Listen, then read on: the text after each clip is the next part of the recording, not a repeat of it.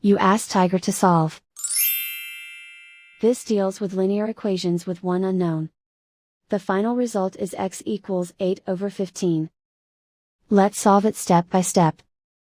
Group all x terms on the left side of the equation. Add 20x to both sides. Group the coefficients. Convert the integer into a fraction. Combine the fractions.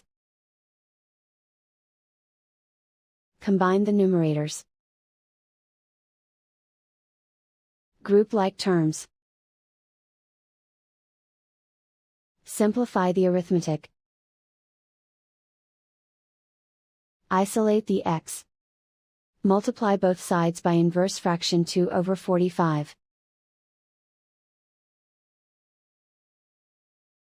Group like terms. Multiply the coefficients. Simplify the fraction. Multiply the fractions. Simplify the arithmetic.